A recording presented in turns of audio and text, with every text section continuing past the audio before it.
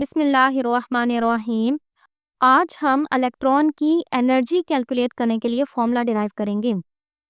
In any orbit of an atom the total energy of an electron is the sum of potential energy and kinetic energy. Electron के पास जो total energy होती है ना, वो kinetic energy और potential energy इन दोनों का सम होती है। काइनेटिक एनर्जी का फॉर्मूला पहले क्लासेस में पढ़ चुके हैं, हाफ mv² ये होता है। और पोटेंशियल एनर्जी का फॉर्मूला हम यहाँ पे देख लेते हैं। Potential energy is the work done in bringing the electron from infinity to a point at a distance r from the nucleus and can be calculated as। जब हम इन्फिनिटी से उठा के एक इलेक्ट्रॉन को उसके ऑर्बिट में रखेंगे कि उसके और न्यूक्लियस के दरमियान डिस्टेंस होगा r, तो ऐसा करने से इलेक्ट्रॉन के अंदर जो एनर्जी स्टोर हो जाएगी ना, उसको हम कहेंगे पोटेंशियल एनर्जी। तो ये पोटेंशियल एनर्जी एक तरह का वर्क डन है कि जब हम इन्फिनिटी से उठा के इलेक्ट्रॉन को रखेंगे ऑर्बिट में, और वर्क का जैसे फॉर्मूला होता है फोर्स इनटू डिस्प्लेसमेंट, वही फॉर्मूला हम यहाँ भी लिख देते हैं। और यहाँ साथ में आएगा माइनस का साइन। इन्फिनिटी से जब हम इलेक्ट्रॉन को लाएंगे ना ऑर्बिट में, तो उसकी पोटेंशियल एनर्जी कम हो जाएगी। इन्फिनिटी में उसकी पोटेंशियल एनर्जी थी 0, और जब हम न्यूक्लियस के करीब लाते गए ना, तो उसकी वो एनर्जी कम होती गई, यानी 0, अब 0 से छोटा तो नेगेटिव ही होता है ना, यानी वो नेगेटिव में जाती गई। अब फोर्स और डिस्प्लेसमेंट इन दोनों की वैल्यूज लिखते हैं। फोर्स वही इलेक्ट्रोस्टैटिक फोर्स ऑफ अट्रैक्शन जो हमने पहले भी फॉर्मूला देखा था, Z²/4πε0r², ये लिखेंगे इनटू आर। डिस्प्लेसमेंट आर है, आर यानी कि रेडियस ऑर्बिट का, जिस ऑर्बिट के अंदर भी हम लेके आ रहे हैं उसका रेडियस। आर और इस आर का स्क्वायर ये दोनों कैंसिल हो जाएंगे, तो बन जाएगा potential energy is equal to -Ze²/4πε0r। अब इन दोनों को आप जमा करके लिखते हैं कि total energy is equal to kinetic energy plus potential energy. Kinetic energy की वैल्यू हाफ mv² प्लस आगे पोटेंशियल एनर्जी की वैल्यू लिखते हैं प्लस माइनस माइनस, तो यहाँ साइन आ जाएगा माइनस का। अब पिछले टॉपिक के अंदर हमने mv² की भी एक वैल्यू देखी थी। mv² is equal to Ze²/4πε0r। ये हम यहाँ पे पुट करेंगे इस mv² की जगह। ये देखिए यहाँ पे हमने वैल्यू पुट कर दी और आगे वैसे ही लिख दिया। अब देखिए यहाँ आगे क्या हुआ है।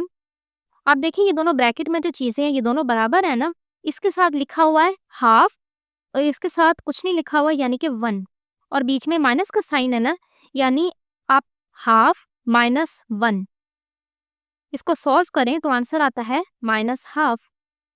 यानी 1 में से जब आप आधा निकाल देंगे तो बाकी आधा ही बचता है ना, और बड़ा 1 है, इसके साथ माइनस का साइन है तो इसलिए माइनस आएगा। तो यहाँ पे मैं एक और स्टेप लिख देती हूँ, -हाफ Ze²/4πε0r। ब्रैकेट खोल दें, इसको सॉल्व कर लें। ये 2 इस नीचे वाले पोर्शन के साथ मल्टीप्लाई हो जाएगा, 4 बन जाएगा 8, तो ये बन जाएगा 8πε0r। अब हमने यहाँ पे r की वैल्यू पुट करनी है, वही रेडियस की वैल्यू जो हमने पिछली बार कैलकुलेट की थी, ये वाली r is equal to ε0h²h²/z πme²। ये देखें यहाँ पे मैंने लिख दी है r की वैल्यू।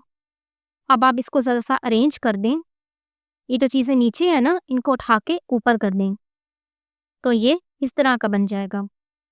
अब इन दोनों को आपस में मल्टीप्लाई कर दें।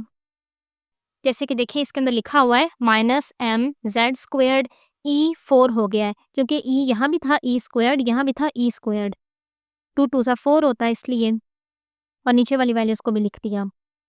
इसमें से एक दफ़ा Z को निकाल दिया, क्योंकि हाइड्रोजन के लिए Z की वैल्यू 1 होती है, उसका एटॉमिक नंबर 1 होता है। और आप देखें इसके अंदर N के अलावा बाकी सारी चीज़ें कांस्टेंट हैं, तो n को ज़रा आप अलग कर दें। n यहाँ अपॉन में है ना n², तो इसको अलग से कर दें 1/n², और ये बाकी जितनी भी चीज़ें हैं ना ये सब है कांस्टेंट, इनको हम k से रिप्रेजेंट करेंगे। और इस k की वैल्यू है 2.18 × 10⁻18 जूल पर एटम, या फिर आगे लिखी हुई है किलो जूल पर मोल में। तो इस तरह से एनर्जी का एक सिंपल फॉर्मूला बन गया हमारे पास, E is equal to -k 1/n²। यहाँ आगे अलग से करके 1/n² की बजाय हम यूँ भी लिख सकते हैं -k/n²। वो ऊपर 1 तो हमने इसलिए लगाया था क्योंकि तब कुछ था नहीं हमारे पास। आगे इस एग्जाम्पल को सॉल्व कर लेते हैं। Calculate the energy of an electron in L shell of hydrogen atom. The value of K is, वो भी आगे दी गई है। एल शेल होता है सेकंड वाला, के होता है फर्स्ट, एल होता है सेकंड, यानी कि एन 2 है। फॉर्मूला लगाते हैं, E is equal to minus K over N squared. अब यहाँ के की वैल्यू पुट कर देते हैं। एन है हमारे पास 2, इसको सॉल्व करेंगे तो आंसर आ जाएगा -5.43 इंटू 10 पावर -19 जूल। आगे है फ्रीक्वेंसी की कैलकुलेशन। इलेक्ट्रॉन जो रेडिएशंस इमिट करता है उसकी फ्रीक्वेंसी कैलकुलेशन। इलेक्ट्रॉन रेडिएशंस कब इमिट करता है? जब इलेक्ट्रॉन हायर एनर्जी ऑर्बिट से लोअर एनर्जी ऑर्बिट में जंप करता है, तब वो एनर्जी इमिट करता है। एनर्जी यानी रेडिएशंस। ये है हमारे पास N1 पहला ऑर्बिट, इसकी एनर्जी है E1, और ये है हायर ऑर्बिट E2 है, इसकी एनर्जी N2 है ये ऑर्बिट। इलेक्ट्रॉन जब यहाँ से जंप करके आएगा ना N1 में, तब वो एनर्जी रिलीज करेगा, और वो जो एनर्जी रिलीज करेगा वो होगी E2 माइनस E1, यानी इस हायर वाले लेवल की जो एनर्जी है ना, उसमें से आप लोअर वाले की एनर्जी को माइनस कर दें। जैसे फर्ज कर लें हायर वाले की एनर्जी की वैल्यू है 8 और लोअर वाले की है 2, तो आंसर आ जाएगा 6। अच्छा देखिए, यहाँ एनर्जी के लिए इन्होंने ये वाला फॉर्मूला लिखा हुआ है। हालांकि ये मुश्किल वाला फॉर्मूला लिखने की क्या ज़रूरत थी, जब हमने सारे कॉन्स्टेंट्स को मिला के इक्वल कर दिया था, तो हम यही वाला फॉर्मूला यूज़ करेंगे। E is equal to minus K over N squared. हाँ, के की वैल्यू आप याद रख लें, ME power 4 over 8 epsilon naught squared H squared. अब इस एनर्जी के फॉर्मूले को E1 E2 दोनों के लिए लिख लेते हैं। E1 is equal to minus K over N squared 1, क्योंकि ये N1 ऑर्बिट की एनर्जी है। E2 is equal to minus K over N squared 2, यहाँ n के साथ 2 लगा दिया क्योंकि ये ऑर्बिट 2 की एनर्जी है। अब डेल्टा E होता है, delta E is equal to E2 minus E1। E2 है minus K over N squared 2 minus E1 है minus K over N squared 1। Minus minus plus हो जाएगा। अब इसमें से के कॉमन ले लें और बाकी बच जाएगा -1 over N squared 2 plus 1 over N squared 1।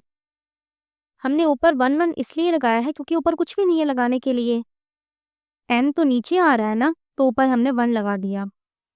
अच्छा देखिए, शुरू वाला पार्ट जो है इसके साथ माइनस है और इसके साथ प्लस है, तो आप इन दोनों की जगह चेंज कर दें।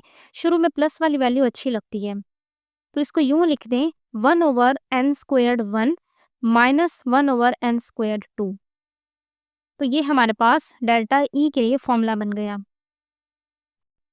यहाँ किताब में भी देखें, इन्होंने ये सारी वैल्यू हटा के के की जो वैल्यू होती है 2.18 इंटू 10 पावर -19 वो लगा दी। तो हमने के लगाया हुआ है, जब वैल्यू की ज़रूरत पड़ेगी तो हम वैल्यू पुट कर देंगे। बोहर्स थियरी में आपने देखा था delta E is equal to H nu. अब इसको यूज़ करके हम फ्रीक्वेंसी के लिए कैलकुलेशन करते हैं। इसके अंदर आप डेल्टा E की वैल्यू पुट कर दें, यानी कि H nu is equal to delta E की वैल्यू है K 1 over N squared 1 minus 1 over N squared 2। H nu के साथ मल्टीप्लाई हो रहा है, वहाँ जाके डिवाइड हो जाएगा, तो ये बन जाएगा nu is equal to K over H 1 over N squared 1 minus 1 over N squared 2। ये है हमारे पास फ्रीक्वेंसी का फॉर्मूला। बुक में देखें, ये जो उन्होंने इतनी बड़ी वैल्यू लिखी हुई है, असल में है ये के ओवर एच। के की वैल्यू है इसके अंदर ME power 4 over 8 pi epsilon not H squared, और एक और H है, यहाँ पे देखें H क्यूब है ना, तो हमने अपना सिंपल फॉर्मूला बनाया है के ओवर H करके। सेल्फ असेसमेंट में जो क्वेश्चन दिया गया है वो देख लेते हैं। Using Bohr model determine the energy in joule of a photon produced when an electron in hydrogen atom jump from an orbit N5 to N2। Higher orbit है 5 और लोअर ऑर्बिट है 2। इलेक्ट्रॉन 5th ऑर्बिट से jump करके आएगा second orbit में, तो वो जो एनर्जी रिलीज करेगा वो एनर्जी हमने फाइंड करनी है। तो हम एनर्जी डिफरेंस वाला जो फॉर्मूला है डेल्टा E वो लगाते हैं। Delta E is equal to K 1 over N1 squared minus 1 over N2 squared. K की वैल्यू होती है 2.18 इंटू 10 पावर माइनस 18। N1 है 2, N2 है 5। 2 का स्क्वायर्ड होता है 4, 5 का स्क्वायर्ड होता है 25। इस ब्रैकेट को सॉल्व कर लें तो आपके पास आंसर आ जाएगा 0.21। अब इन दोनों को मल्टीप्लाई कर दें तो फाइनल आंसर आ जाएगा 4.578 इंटू 10 पावर माइनस 19 जूल। ये है हमारे पास एनर्जी डिफरेंस।